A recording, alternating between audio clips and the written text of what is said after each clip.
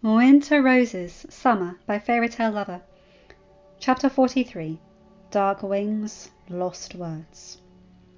Isla watched her husband pace the length of the room as she sat on the armchair by the fire, feeding their son.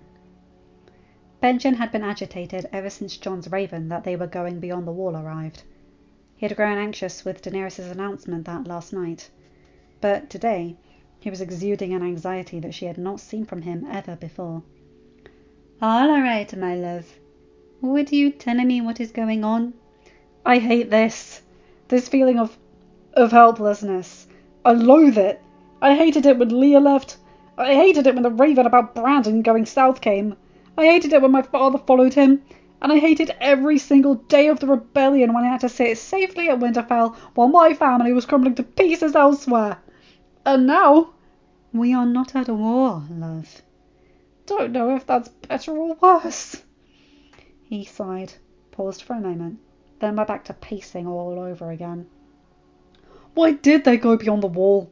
Are they mad?" "Well, if you want to speak truthfully, there is a strand of..." She laughed at his glare. "They are not mad, Benjen. You know Jon and Robb. They are responsible and intelligent.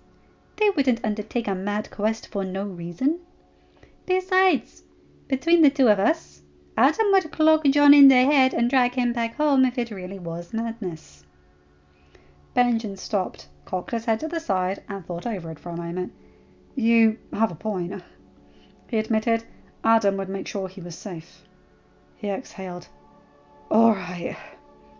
I'm slightly calmer now." "Glad to help," Isla said, amused. When he didn't stop his pacing, she rolled her eyes. "What else is bothering you?"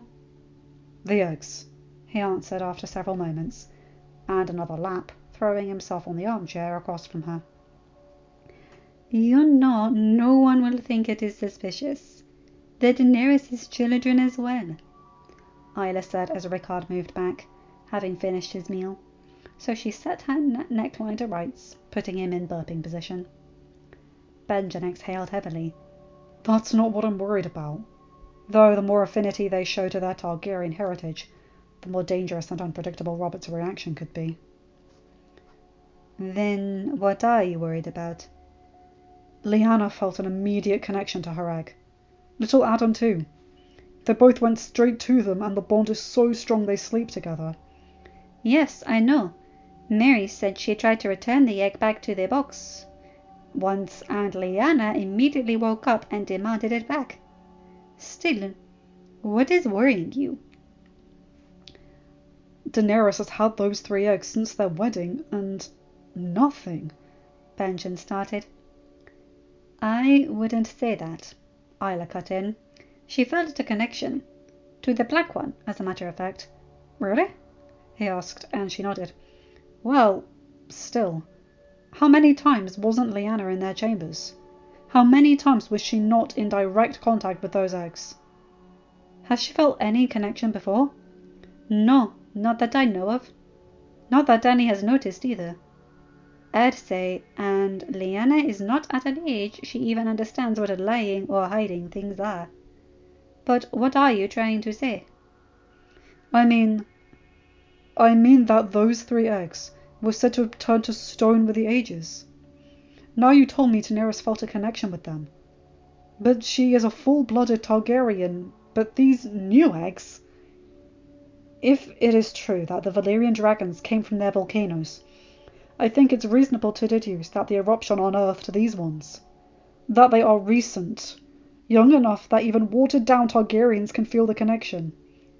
"Oh, I see," Isla said, and the silence stretched for a moment.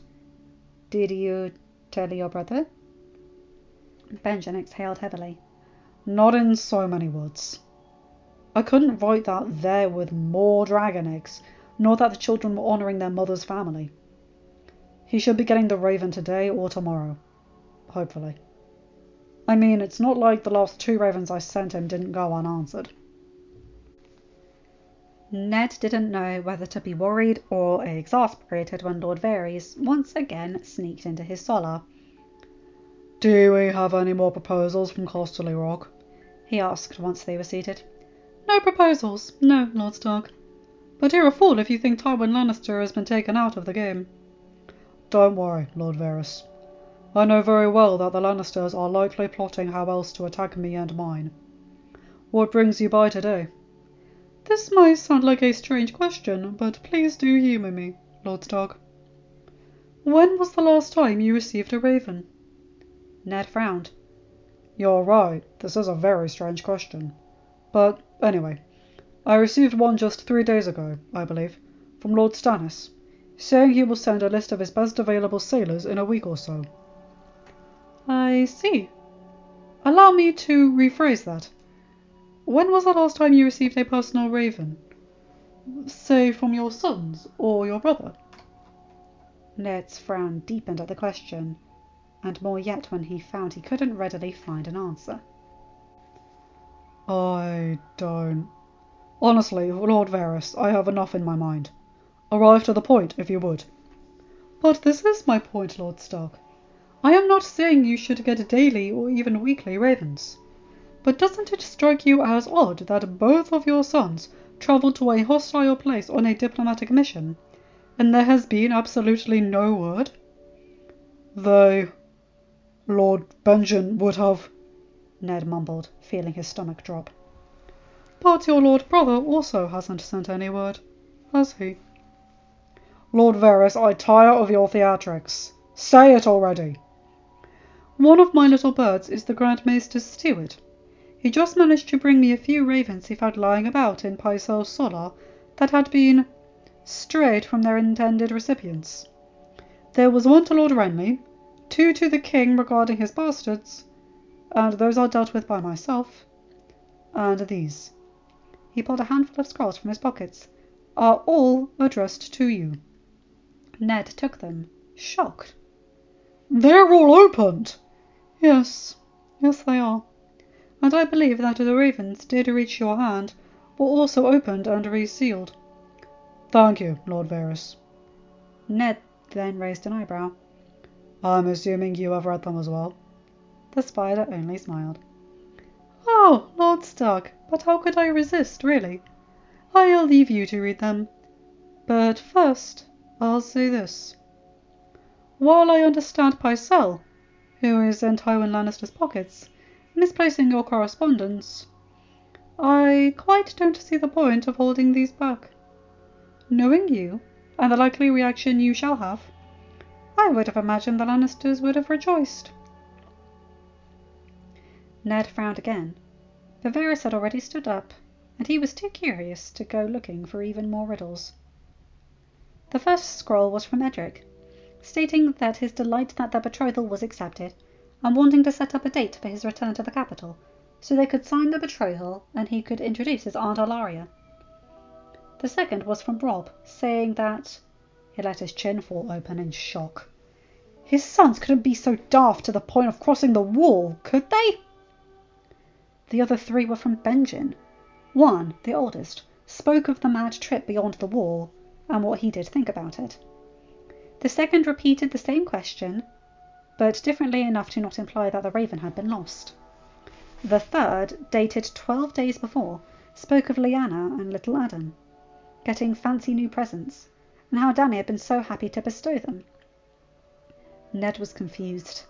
His brother was obviously weary of sending obvious words, and seemed to be aware the ravens weren't being received. More than simply for not receiving a reply. There was obviously too much happening up north. Robb and Jon had gone on a dangerous quest chasing legends they claimed to be real. Ned knew his sons too well to doubt them, but there was obviously more to the story than what fit into a raven scroll. And the last bit about gifts for the children. Benjen wouldn't care to mention something so trivial in a raven he knew was likely to be intercepted, especially since he must have noticed that the other 2 had never arrived. He took a deep breath. It seemed a voyage was in order. Arya stomped her way out of the Red Keep's forge. The armourer, the idiotic, stupid, ignorant male, had refused to make her a dagger. She had needle, but she didn't have a dagger, so she asked her Lord Father for the money, and he gave her and Sansa leave to buy something. She had then marched right down to the forge. Sansa had obviously chosen a new dress, and the bloody man said he wouldn't have any weapons in the hands of little girls, because their place was sewing and playing with dolls. If she were older, he would have seen how good she was at sewing. Needless to say, her blood had boiled and she was seeing red. But she had been in this southern hellhole they called a capital long enough to understand arguing with this toad would serve no purpose. She also knew her Lord Father wouldn't even entertain her idea, so she decided to go to Ella. "Absolutely not!" the woman exclaimed, disturbing Cregan. The baby was not happy. "Whatever possessed you to even ask that?" "The armourer here won't make me a dagger!" Arya exclaimed, and Ella glowered at her. "Father gave me the money, Ella." "I'm not disputing that, nor am I censoring your choice of purchase. I am simply saying that there is no way I am allowing you to go to the Street of Steel, even with a full honour guard. That is no place for a 12-year-old lady." "I don't want to be a lady!" "Well, too bad. There is no changing that. You are not to leave the Red Keep." Arya huffed and turned away, but Ella called her back. "Do not disobey me, Arya," she said in a grave voice, and the girl understood this time was indeed deeply serious. "I allow a lot, but I will not allow this." "But if the guards—" "The city is a dangerous place, especially to little girls. The next time either your Lord Father or I can go, I will talk to him about taking you with us. You are forbidden to leave the castle alone, and that is an order." Arya nodded. She had never seen her stepmother so serious, and perhaps that is why she believed it was a reasonable order, and not overprotectiveness. Still, she was fuming at being unable to do as she pleased. She wanted a dagger and... She stopped short. Well, she knew just where to get it. Ella jumped up, startled, when the door to her solo opened abruptly. "Ned, by all the gods, you gave me a fright! What is it?" "How soon can you have us packed to go?" he asked. She frowned. "It depends. Are we running for our lives? Are we going for a family day out? Or are we travelling?" He chuckled at her antics. "Travelling. Open-ended travelling. John and Rob went beyond the wall." "You jest." "No, unfortunately I am not. Benjen just sent a raven. A third raven, actually, and the first two were misplaced until just now. And there's more he isn't saying. I could feel it. So I really need to get up there. And I tell Pycelle to stop messing with my correspondence." "That promises to be a fun conversation," Ella smiled. "Go ask Lord Manderley how soon he can get us a ship, and I'll have us packed to go by then," she said, already setting up lists in her mind. "Good. I'll go tell Robert." She smiled. "Tell, not ask. You should also tell him that it will be enough open-ended that we will go to Winterfell. Cregan must visit." "Of course. I'll send word from Lord Manderley before I go to the king." He pulled her into his arms as she passed. "I love you." Well, well, well. A northerner declaring his feelings so openly, Ella said with a smile, pushing his dark brown hair from his eyes. "Who are you, and what have you done with my broody husband?" "Hey, I'm not broody. I'm serious." "Yes, you are, my love. Both broody and serious, in fact. But you are my broody. I love you too, for the record." He chuckled, kissed her briefly, but with no less passion, and left the room as Ella shook her head, amused. The way to Lord Manderley's apartment was quick, and the man was more than accommodating. "I could have a longship prepared to sail within the fortnight. I'm afraid the men needed for such are not readily available, unless you'd wish for a warship, since that requires more soldiers than sailors. I can have one of those in 10 days. "That shouldn't be necessary, my lord. We're in peace times. A long ship should do as well. I'll take half of my household guard with me. The other half will stay to ensure everything continues to run smoothly. I hope I can count on your help to make sure my interests are voiced in the small council. Certainly, Lord Stark. I'll make sure to stall anything I see as major or contrary to your views. I'm sure Sir Barristan can be relied on to ask the king to interfere. I wouldn't count on the king too heavily, Lord Manderley. He is going into more and more frequent hunts these days. But I'm sure all shall be well. As you say, Lord Stark. And, if I may, it would be too big of an imposition to ask to allow my granddaughters to join your party. They miss their Lord Father and Lady Mother. As well they should. And this seems too good an opportunity to pass on. Of course not. I must stop by the Blessed Island, as my Lord Brother wishes for a word. But that shouldn't take more than a day or two before I need to stop at White Harbour myself on the way to the Winterfell. I shall be delighted to have the ladies accompany, and I'm sure my lady wife and lady daughters as well. And I shall, of course, ensure their safe return home. Lord Manderley was very grateful, and sent for his granddaughters to pack immediately. Ned continued on his way to Robert's chambers. The king was alone inside, and very deep in his cups, regardless of the high noon sun. Ned! What you doing here? Come, join me. Grab a cup.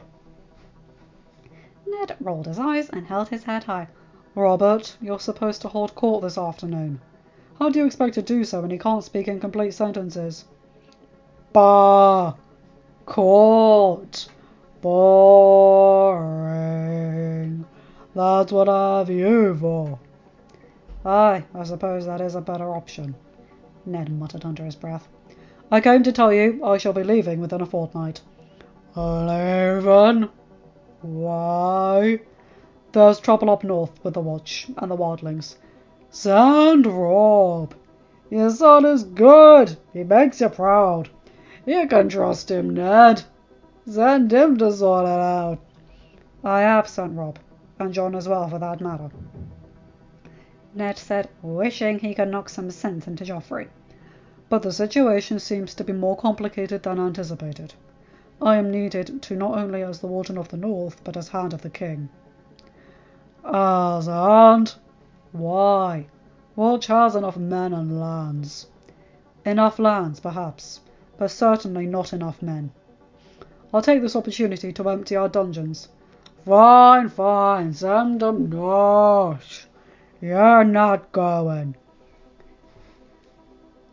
Ned huffed. Robert, as my king, I respect you.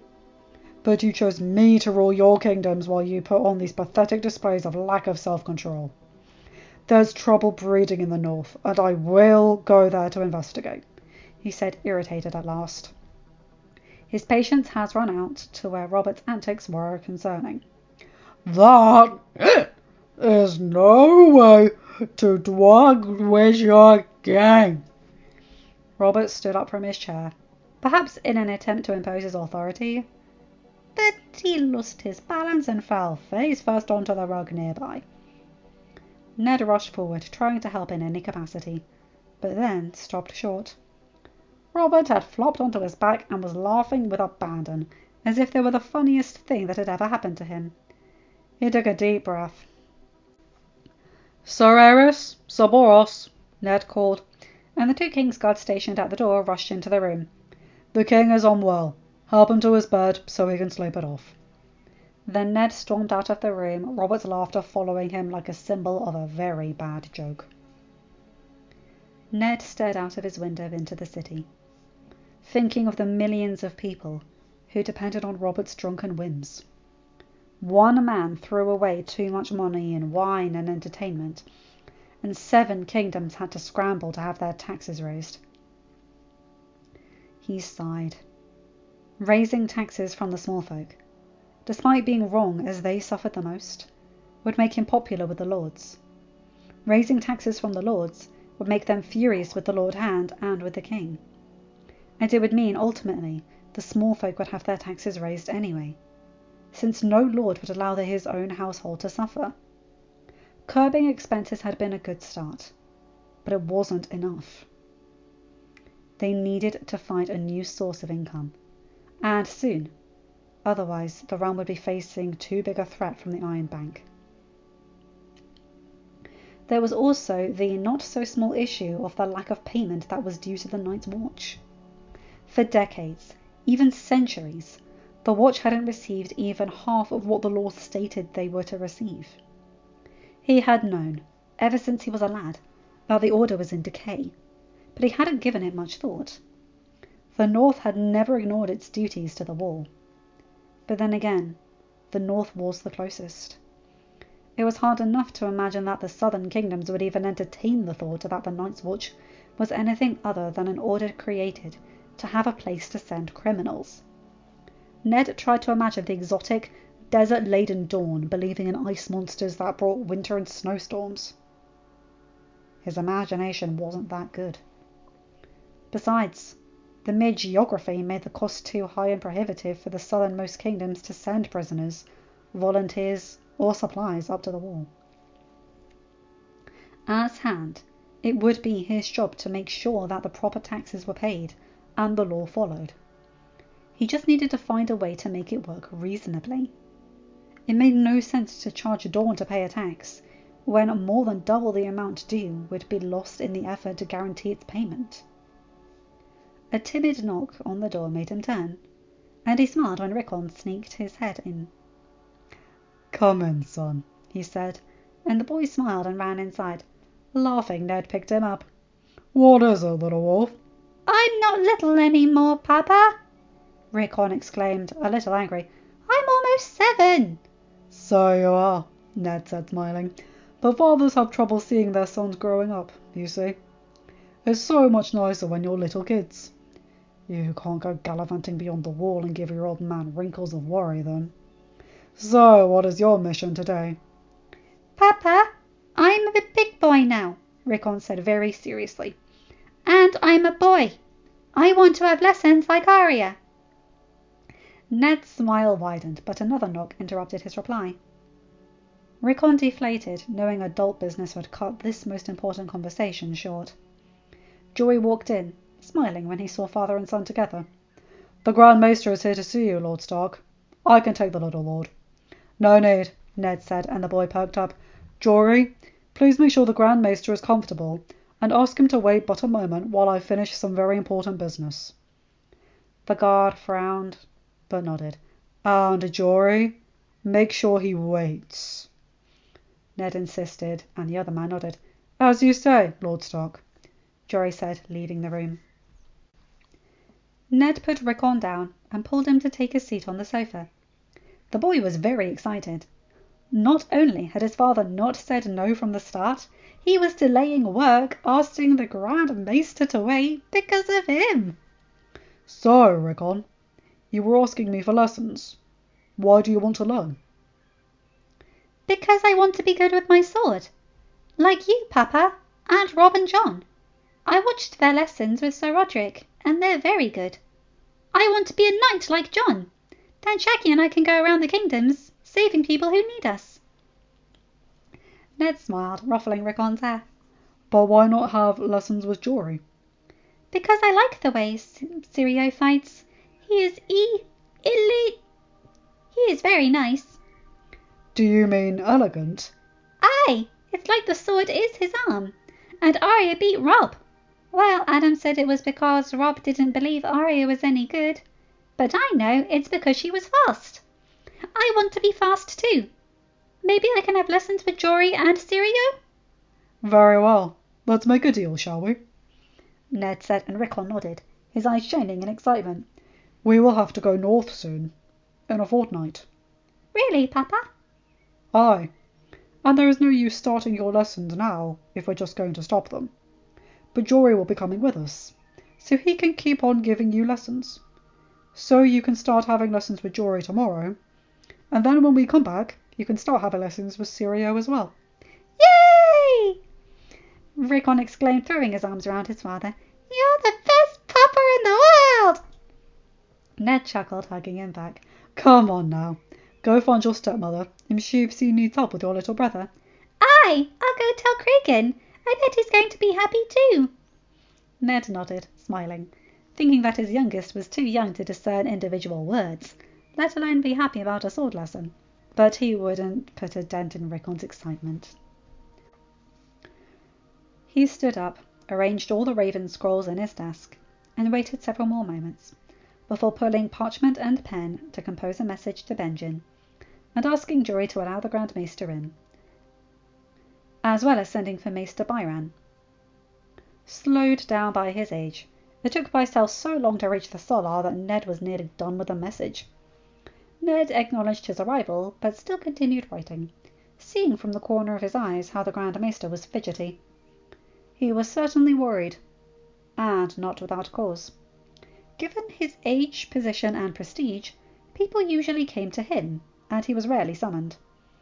And though it was Ned's prerogative to do so, he had never exercised it before. Finally, it seemed curiosity got the best of him. You... Pycelle coughed. You sent for me, Lord Stark? I did, Grand Maester, Ned said, signing his name and putting the wax to melt. I am very worried about the strains your responsibilities are putting on you, Grand Maester. How so, my lord? He coughed again. I assure you, I am very capable of fulfilling my duties to the realm, and providing good counsel to his grace. Oh, of that I am quite certain. It seems, however, that the smaller duties have been proving to be a challenge to you. I understand, you see, that you deal with a lot, and it is, sometimes, impossible to do so in a timely manner. I am not following, Lord Stark. I do not doubt your wisdom, Grand Maester, and that is not even in question. But to have so many duties, some things pile up. You see, it has come to my attention that my lord brother said to be 3 ravens, which I was unaware of. Pycelle was taken aback and looked at the scrolls neatly laid out on the desk. My lord, I assure you, there is no need to justify yourself, Grand Maester. As I said, I understand dealing with correspondence from all over the kingdoms, and to so many people. It can't be an easy feat. For this reason, I am taking this burden away from you. Pycelle let his face betray his emotions as he paled and showed horror. Lord Stark, I am the Maester of the Citadel, appointed by the Conclave to... I am not disputing your position, nor usurping your authority, Grand Maester. I am merely wishing to make sure that, from now on, all correspondence will arrive, unopened, to its rightful recipient. Ned said, and there was a new knock on the door. Oh, Maester Byran, how good of you to join us. Grand Maester, you might be aware that I requested the Citadel send another Maester to the Red Keep, when my lady wife discovered her pregnancy. To not add to your troubles, obviously. I had heard, yes, Pycelle admitted, though he seemed to have swallowed something sour.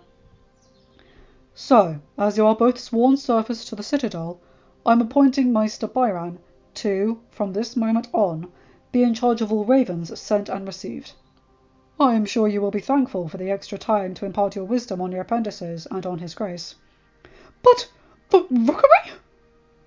Maester, Pycelle replied, dazed. Maester Byran will collect the key and learn any rules to his new duties when he goes to send this message to my lord brother. I merely need to seal it properly, to make sure only Lord Benjen will read it. Pycelle huffed, offended, but aware this was nothing he could say in his defence, and stood up, leaving the room. Maester Byran waited until the door had closed to speak. Is there anything specific you need from me, my lord?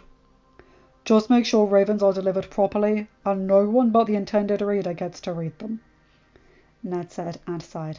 And though I hate this kind of intrigue, do tell me if there are any ravens coming from Casterly Rock, or anywhere else in the Westerlands, and to whom they are being delivered. Of course, my lord. Shall I read them? No. I wouldn't stoop this far. Just knowing if they are coming should be enough. Thank you, Maester. The man bowed and left the room, leaving Ned alone with his thoughts. Having agreed to meet in the abandoned village of White Tree, Tormund led his group of wildlings away, and the watch started to pick up camp to return. They had managed to find enough lanterns among themselves to ensure there would be ready fire at all times to light the torches. On Mormont's command, every brother was to hold a sword with one hand and a torch with the other. The half-hands group left first, back to the Shadow Tower, and they left a few hours later, taking the path south. Though none of them liked Craster, his keep was a good point to break the journey. That and Sam was intent on rescuing Gilly. "All right, let's raise up camp," Mormont commanded.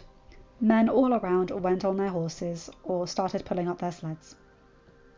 John looked towards the north, feeling Winterstorm warm underneath him. "Do you think they'll follow us?" Rob asked. John turned to see where he was staring at the two direwolves that were playing with Ghost and Greywind. "They might. At least as far as the wall. There's no telling, really. Do you think we'll have other guests tonight?" "I hope not," John shivered. "Seeing that white was bad enough. Seeing a bunch of them come at you is... They have no fear, Rob. They only attack you. As if their death didn't matter. And the White Walker... Gods. Last night, Sam's potion knocked me out. But I'm pretty sure I'll have nightmares about it for a while." It was Rob's turn to shiver. "I hope they don't come. I don't need more nightmares." John frowned, but Rob had kicked his horse into a trot, and he had taken a clear indication he wasn't keen on talking anymore. Adam trotted up to him. "How is the head?"